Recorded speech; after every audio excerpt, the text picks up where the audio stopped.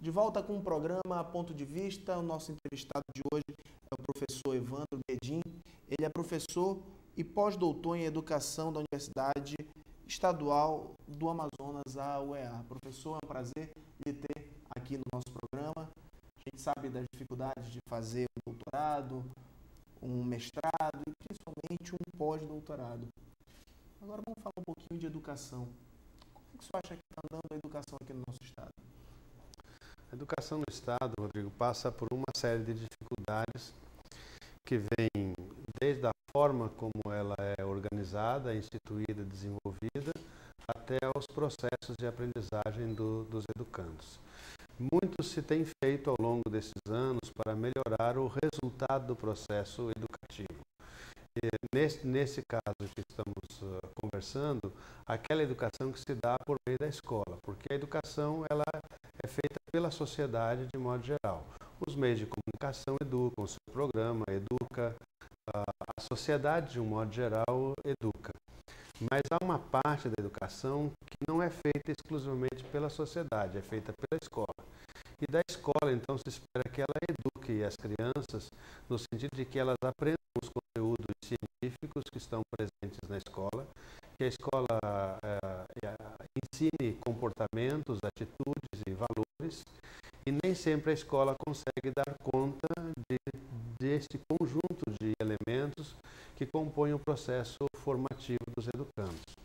Então, a educação no Amazonas, ela tem passado por processos de mudança e continua mudando, no sentido de que ela está tendo cada vez mais uma preocupação com os valores locais, com a superação do quadro de uma violência da sociedade reproduzida na escola e pela escola, e também procurando superar as dificuldades de aprendizagem dos educandos no que diz respeito aos conteúdos necessários para que o estudante compreenda minimamente os códigos para poder se comunicar adequadamente.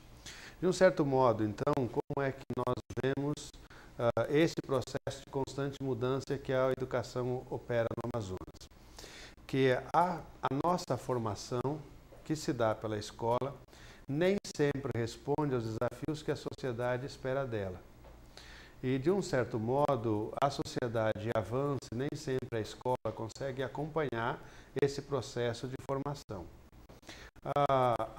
As diferentes estruturas educativas presentes no Estado, portanto as escolas públicas, privadas e o ensino superior, procuram compor um todo do que é a formação e a educação humana na Amazônia. Eu diria assim que hoje a educação tem melhorado bastante no sentido de que nós estamos mais preocupados com a formação presente e futura do jovem, no sentido que ele incorpore valores, comportamentos e atitudes que nos possibilitem construir uma sociedade melhor, mais digna, mais justa e mais adequada para responder aos desafios do nosso tempo. O nosso país tem melhorado bastante na sua infraestrutura, na sua condição, no investimento em educação, mas a educação é um investimento para a vida e durante a vida. E as pessoas nem sempre se dão conta desse processo, porque nós nos educamos desde antes do nascimento até a nossa morte. A nossa vida é um constante processo de educação.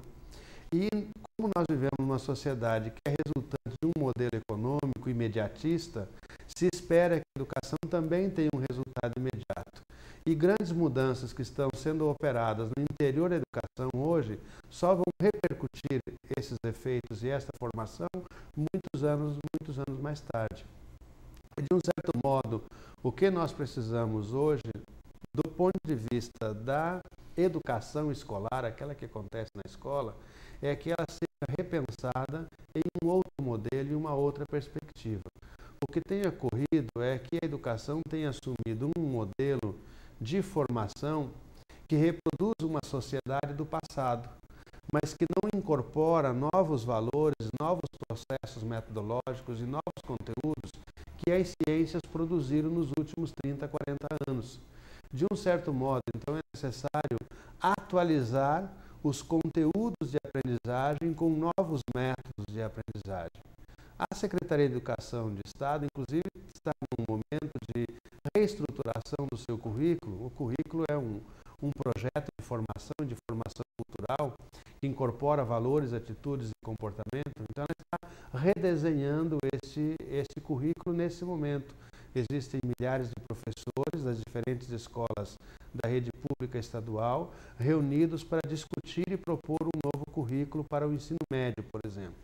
Esse currículo quer levar em consideração os conteúdos produzidos pela ciência nos últimos anos, que devem se fazer presente na escola, mas não só isso, pensar novos métodos e novas metodologias que possibilitem o desenvolvimento da inteligência, o desenvolvimento da percepção, o desenvolvimento da compreensão do pensamento, da consciência e do modo como esse sujeito se situa no mundo. De um certo modo, nós podemos dizer que a maneira como nós estruturamos o ensino e a escola atualmente não possibilita o desenvolvimento mais aprimorado do nosso aparelho cognitivo, porque ele está muito mais centrado na memória do que no pensamento, do que na inteligência, na percepção, na consciência do ser humano.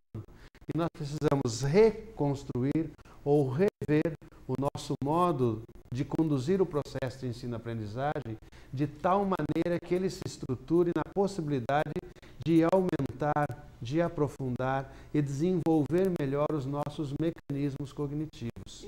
E qual é a forma que se faz isso?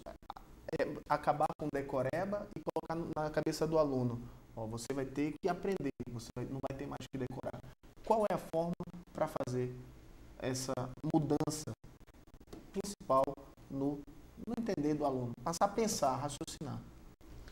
Bom, me parece assim que há um ponto muito importante nesse caso, que o que nós buscamos é a formação de um estudante que possa ampliar a sua inteligência e o seu conhecimento por determinados mecanismos. Eu vou dizer assim, que o grande problema nosso, por exemplo, especialmente de determinados grupos sociais, está na relação que aquele grupo, que aquele sujeito estabelece com o conhecimento.